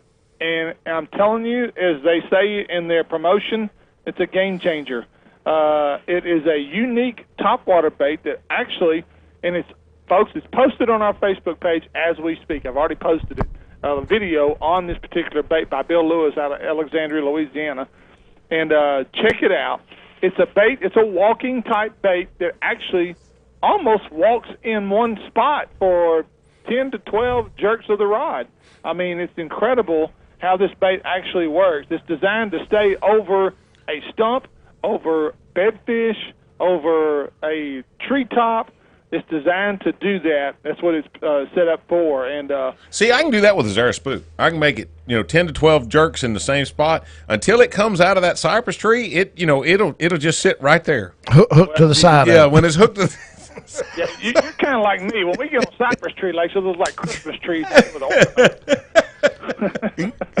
Well, I can tell you what, without even seeing the bait, I can tell you that I would be interested in one because the key to catching fish sometimes, a lot of times, is keeping a bait in front of them longer because fishing pressure has made it to where bass do not react to a artificial lure dropped in front of them the way they used to. Yeah. They've seen it. Yeah. And that's the reason throwing a plastic out there, Texas rig worm or creature bait or something, and leaving it sitting beside a tree 20, 30 seconds. Sometimes we'll get bites when, fishing it, start moving it right away will not do it. So a topwater bait that will stay over the strike zone, that's the phrase you were looking for, Graff, and you couldn't think of it, over the strike zone longer is probably going to be a big hit. Oh, no doubt. And like you said, and that's the key, Mike, especially on fish that just aren't that aggressive and all the fishing pressure. It just makes a difference when you can leave a bait in front of them a lot longer. Steve, one of the questions that I have for you, these products, because you're there at ICAST and there's all kinds of new stuff out there. Is most of this stuff going to be available next week, or is this stuff not in production until next year? What's the norm on that? No, 90% of what I see is already in production and is being released this week. This is where they do that. This is the release. And you would think, well, why don't they do this in the spring, like February or January? I really don't know the answer to that, but I just know that this is the show when all the new product is revealed. They introduce it now. I guess they kind of get you ready for the fall and start having it available through the fall so you're ready for next spring fishing season. So buyers have to turn in orders in the fall, and production has to be underway and orders filled and ready before fishing season starts. You can't do it as fishing season starts because they would never catch up. Right. Manufacturers got to get, with their jobbers and stuff like that. And then Cypress Knee and Toledo Town and Tackle and Bayou Outdoors, then they're able to bring that in. And you know what? Honestly, they don't know sometimes as to what they've got. I mean, how often do they have a winner? I remember when the Sluggo first came out, they could not keep up. They couldn't make them fast enough because nobody had any idea that it was going to sell that fast. Right. So. Right, that's exactly right. And also, again, there are some things that I'm kind of flipping through. Oh, this was something that got my attention as far as baits. Again, guys, it's when you see all the hard new baits coming out and all the soft plastic coming out, you're just like, okay, yeah, looks like that worm, looks like the worm I used to throw back in the day. That looks like that bait. Finally, Z-Man, which is the original chatterbait company, I like what they've done. They've come out with a swivel head on their chatterbait where the hook is on a swivel and the head is separate, kind of like the biffle bug, the hard head biffle bug. The hard head is the jig part and the hook part of that particular bait. Well, now Z-Man's done the same thing with their chatterbait, and I thought that was really unique and a cool feature of their new product. Okay, big deal. Big deal. What does it accomplish? I think it gives you better leverage. And one of the things I find with chatterbaits, guys, is that you lose some fish on them. And I always felt like by now having that hook swivel back there, they don't get the leverage to throw that bait like they used to. So I think that's going to be a game changer in terms of chatterbait fish. Like I said, I just my experience with the chatterbait, they will catch fish, but you will lose some fish on them as well. Okay, my experience with them is you will get hung up. And all the chatterbaits, pop-offs, whatever, the Z-Mans, I agree with you, probably the best there is. But tough to fish around wood. I wonder if that swivel head is going to make it less likely. Maybe crawl over a log a little easier and stuff like that. Now, you put something, I think it was on our Hooking Up and Tracking Down Facebook page the other day that was one of the, I guess, the first innovations in a hook since they came up with the wide gap hook. Was that on our Hooking Up and Tracking Down page? I think it's maybe a new Trocar hook? No, it's made by Trapper. Trapper. Yeah, it's made by Trapper. I'm actually going to see them when I leave the show here in just a few minutes. I was impressed. Get 3 of them. Yeah. Yeah, I'm gonna get you guys some keys. Explain that concept, if you can, as to what you saw with that new hook. Because people are listening right now and they're thinking, well, what different can you do to a hook? This looks completely different than any hook you've ever seen before.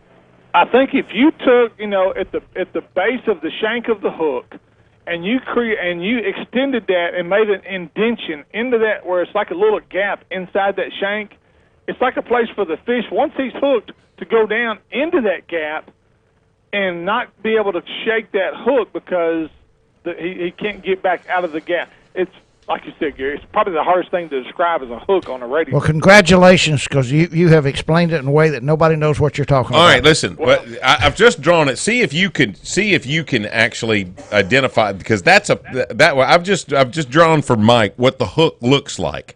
Now, one of the things that I also saw about it was as you travel from the barb of the hook down, it goes into essentially a couple of sets of 90-degree angles. It's kind of boxed out, like you took it and you put it on a piece of tubing and you beat out a couple of angles in the bottom of the hook, the bow of the hook. It's like you took a pair of pliers and you stretched the bottom of that hook out away from the barb itself. Yeah. One of the things that I noticed was watching the video or watching looking at the pictures, the way it would lock on to whatever, it would help to hold whatever plastics you were fishing with into that little area there. It looked to me like it was gonna help you maintain the life of a worm or whatever the case might be, because it wouldn't be sliding back and forth up and down that shank. Did you see that same thing, Steve? Yes, you're exactly right, and that's what I think when the fish is hooked and he gets down in that little cavity that you're talking about. He's locked there. Yeah, he's there. Yeah, he can't get out. I mean, I don't see. I'm sure they can, but it's going to be very difficult for fish to throw that hook. Yeah. That was one of the coolest innovations. Now, as far as electronics, anything that you said, oh, dude, this is a game changer here? Well, as far as electronic, now, this is something kind of off the wall electronic wise, but it's called the eyeball, and it attaches to the back of your truck and allows you to have video camera access with your phone to see where not your phone, but a little camera it's mounted inside the cab of your truck. You can actually see how to back your truck and hook your ball up to the trailer of your truck. It's like a lot of your trucks, like my truck, has an eye camera in the back of the tailgate. You can turn on when you hit reverse. The camera lights up on your radio screen and shows you exactly where you're lining up on the ball of the hitch. Mm-hmm. And so this is a portable unit designed for those people that don't have trucks to do that. Oh, wow. So if I got in Mike's truck, he didn't have that, I could take it with me. Exactly right. Well, I've got one. Yeah. Oh, yeah. So it's really an aftermarket product for some of the maybe older vehicles that don't have a backup camera. Yeah. Exactly. Do they give you any idea as to what retail will be on these items, things that you look at like that? I mean, where you go, oh, yeah, that'll be a good deal, or I don't see anybody paying that for that? Yeah, they do. It'll have a little description card of the product, and it actually have the retail price on these kind of products. Some of them I took pictures of, some of them I didn't. That one there I didn't, but I want to say it was around $40 for that particular product. For the little camera? Yeah. They'll sell out. They won't have any left. I'll buy one hanging on the back of my belt. So I won't be walking into people. The other thing that got my attention that I thought was one of the guys, let's face it, there are freaking hundreds of coolers out there now. The Yeti market is expanded. Everybody and their mama's making a cooler now. There's one called Lit Coolers. It's LITCOOLERS. Lit Coolers. It's got a window in the top of the cooler. You can see inside your ice chest. And it's got an attachable square light that fits inside the rim of your ice chest, and you can open it, leave it in there, take it out. Plus, it's got 4 freeze packs in each corner that drop into there in a fitted slot. It is the neatest cooler I've seen here at the show. And I'm anxious to try to get my hands on one of them puppies. So if you think you need a light when you open the refrigerator door, you need a light when you open your ice chest. There you go. Okay. I just wondered where we were going. Hey, Graf is at ICAST in Orlando. And here in a sec, we'll give you details of the next Ram Slam coming up July the 23rd. Also, the Holy Angels Bass Tournament, which is August 27th. And the LA ABA Ram Truck Atchafalaya Basin series stop there at, I don't even know, is that Dorian or Dorian? Dwyron. Dwyron? Yep, Thank you. Dwyron's Landing. That's August 6th. Details of those are next. Hook it up, track it down, 11:30. The Tiger.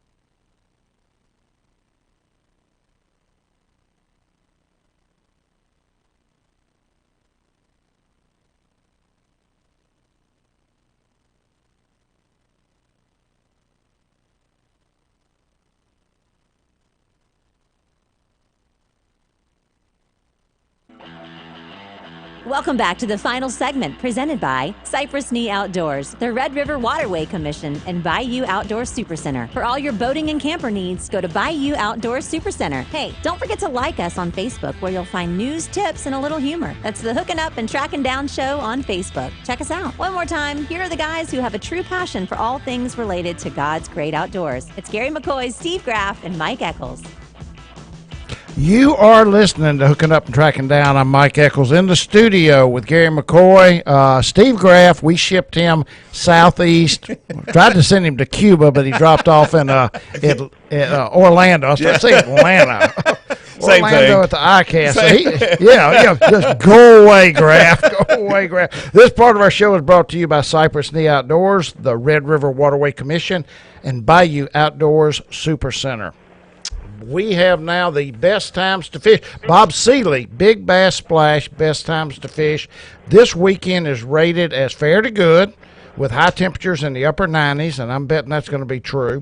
Low in the mid-70s, only a 20% chance of rain all weekend, with moon illumination increasing each night from 75 to 90%. Prime times to fish, mid to late mornings. Friday morning, 8:15 to 11:15 a.m. with sunrise at 6:18, sunset at 8:18. Saturday morning, best time to fish, 9 a.m. to 12 noon. Sunrise will be 6:18, sunset 8:18. Sunday morning, 9:50 a.m. through 12:50 p.m. best time to fish. Sunrise 6:19, sunset Sunday morning at 8:17.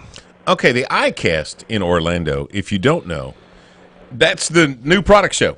You know, fishing's brand new technology, fishing's brand new products, whether it be, products for your boat and motor, or it's your trolling motor, or it's your electronics, it's fishing tackle.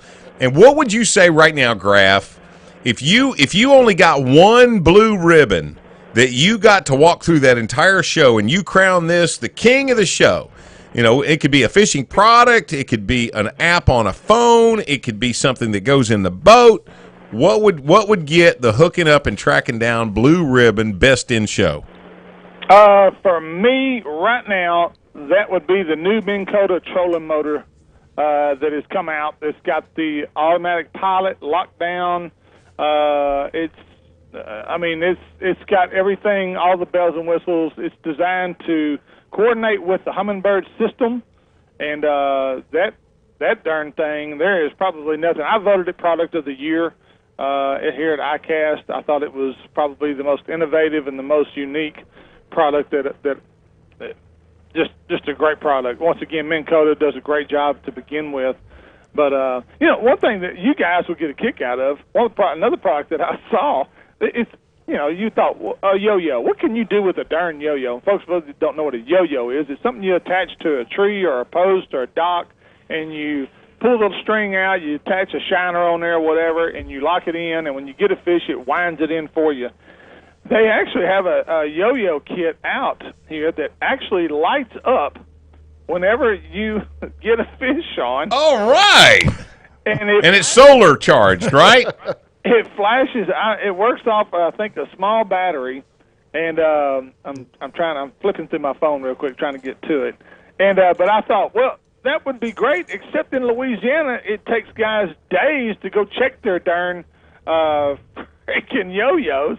I don't know if the light will last that long. It's called Yo Daddy, is the name of it, and but it actually lights up the minute you catch a fish on it. It will light up and flash. And like a beacon in the night. I thought, what the? I got to had one of them. I'm telling you, I thought it was pretty cool. Boudreaux and Thibodeau. Boudreaux, he go into the Walmart, and he find him one of them thermos bottles, and that woman say, he said, what did it do? And she said, keep hot things hot and cold things cold.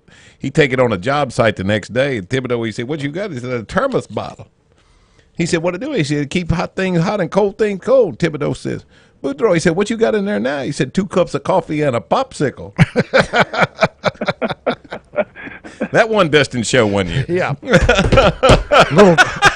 Another thing that I saw that, Mike, you might have to outlaw these. You might have to put something in your tournament rules to this not be allowed. This is called, and it's a new product by Bait Cloud Incorporated. It's called Bait Cloud Fish Attractant. It's about the size of a golf ball, a little bit bigger, maybe about the half the size of a tennis ball. And it's you drop these into the water. It takes on the Alka-Seltzer effect. It starts to fizz and promotes, puts out like shad smell. It's fizzing. It's got glitter mixed in with it. And you're supposed to drop these in. They're biodegradable. It's a product that can be supposedly irresistible to fish. They just can't stay away from it. You toss the bait cloud into your area or you're fishing, wait 2 or 3 minutes, begin fishing with each ball that will create an attraction zone lasting about the initial lasting for 2 to 3 minutes. That's what it says. So I don't know if it would be something that would be considered illegal. I would consider that on the same line as chumming, although and baiting. Right. I would say right off the bat that would not be allowed in a tournament. I would agree with And then somebody's going to say, well, what's the difference of the Berkeley power bait? Yeah. But right off the bat, I'm going to say no. Or adding scent to your bait. I mean, is there a difference there? You're right. Well, you know what? While we get you on the phone, speaking of tournaments and stuff, a couple of really big tournaments coming up that deserve our attention. 3rd annual Fishing for Angels, Holy Angels Bass Classic. First place on this year, $5,000 guaranteed. Doesn't matter if they got 3 teams or 300 teams, $5,000. The weigh-in is going to be at Red River South Marina and Resort. But this is really cool because this year, new to the Holy Angels tournament, this will be a scramble. August 27th. You'll be able to fish Black Lake Campty, Caddo Lake, Grand Bayou, Lake Bistineau, Red River, or Toledo Bend. 2-man team entry, $200 entry fee. If you want to register online, they've even got a way for you to be able to do that. Just go to laholyangels.org. Okay. la.holyangels.org. August the 27th. This is going to be a big one. I think, Graf, you and I still planning to fish this one? Yes, as of right now. Okay, good. I've got 6 or 7 more tournaments to do this year, and we have the Cash Splash Championship the last Saturday of September, where we're going to give away a Triton boat. Mm-hmm. In conjunction with the Bayou Outdoors Cash Splash, I'm going to say right now that this is the biggest and the best tournament that will take place in our area the last 6 months of the year. Yeah. Without a doubt, this Holy Angels is going to be the biggest thing the second half of the year. Well, you know what? Now, you've got another Ram Slam, July 23rd? July 23rd, we do have the Ram Slam. We're down to 7 teams now. They'll be paired. Somebody's going to get a bye. We'll have 3 brackets. Mm-hmm. The last team in the hat will get a bye and not have to fish. The lake will not be drawn, and we will not pair until the evening before, so you're not going to know where you're going to fish. Boy, this last one over on Caddo, who was it? It was Randy and Jeremy Farrer. Randy and Jeremy Farrer had showed out 3 fish that weighed 21 something. And my brother-in-law and Jerry Ludeman, Mike Craig and Jerry Ludeman had for 14.5, 15 pounds, 3 fish. We had a number of teams that advanced with like 3 or 4 pounds because the one team they were paired against zeroed. So either you caught them or you did. I mean, they either really bit or they didn't bite it off for you. Yeah, right. But this is a neat format because you're only competing against one team each event until we get down to the final 3, 4, or 5 teams, and then they'll all get a check. Make $1,200 for first, $1,000 for second, $600, $500, or something like that. I don't remember what the payout's going to be, but. Up until you get to the very last tournament, you only have to beat one team, and there's a number of people advance with 2, 3, or 4 pounds. Oh, wow. So, good deal. We also have the Cash Splash out on Cross Lake this Thursday night. That's tomorrow night. This is our last tournament of the year, our 8th event. This qualifies you for the championship? Yes. Okay. Championship the end of September, giving away a Triton boat. It'll be on Cross Lake also. Now, if I don't have any desires of, there's no way I could go fish tomorrow and qualify for the championship. But can I just come fish tomorrow? This is our 8th tournament, 7 tournaments, and after the first one, 2nd through the 7th, we have had new teams come out and fish every event. Awesome. Every event, somebody said, I heard about it.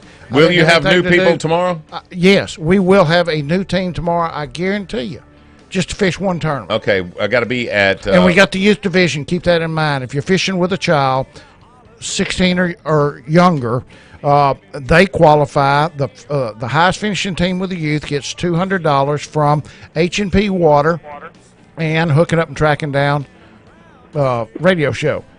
Second highest finishing team with the youth gets $100 from Cowden Roofing. David Cowden, one of the anglers, fished with his son, jumped up and sponsored this year. So 2 places are going to win. The kids, and we don't give it to the parents or the adult. We hand the money to the kids. That's awesome. Well, thank you for tuning in again this week and checking out everything that was going on from ICAST all the way to the Red River. It's been really, really an awesome opportunity to hang out with you. As anglers, we get stuck with techniques and baits that catch fish the same way all the time. Why? Because it's our comfort zone, and we've had some success. But there's one thing about bass fishing. It's always changing. Coming to ICAST is a reminder for me that as anglers, we should keep an open mind and look for new ways of catching one of the most elusive creatures on Earth. Companies like Daiwa, Gamakatsu, Santone, Strike King, and Spro, just to name a few, spend thousands of dollars developing new products every year that will catch fish. They think outside of the box of what works and open their minds to new ways of catching fish, which allows all of us as anglers to open our minds to what just might be the next big thing. Thank y'all for listening, and we'll see you next week with more Hooking Up and Tracking Down.